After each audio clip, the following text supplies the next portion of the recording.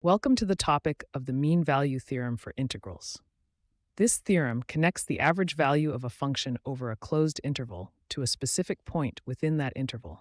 Imagine a continuous function on the closed interval a(b). Now, within that interval, there exists a value c where the average value of the function is equal to the function's value at c.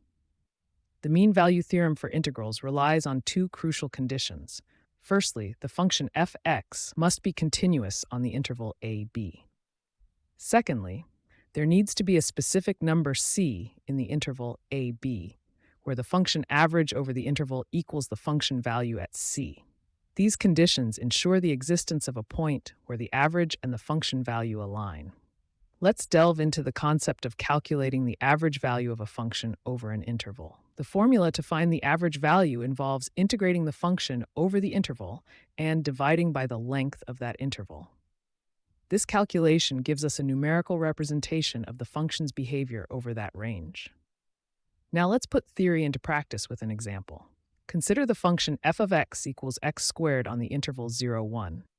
Calculating the average value involves finding the integral of x squared over 0, 1 and dividing by the interval length. This process reveals that the average value of the function fx equals x squared on 0, 1 equals 1/3. To determine the value of c that satisfies the mean value theorem conditions for fx equals x cubed over 0, 1, we solve for c in the equation c2 equals 1/3.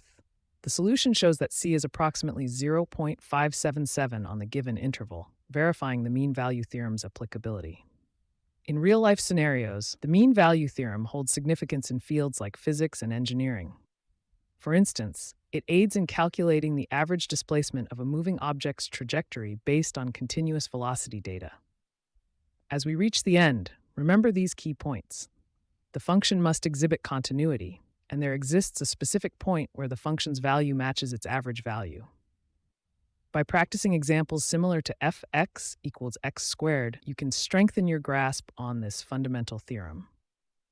Now, it's time to challenge your understanding with a quiz. Describe the mean value theorem for integrals and provide an example of its application.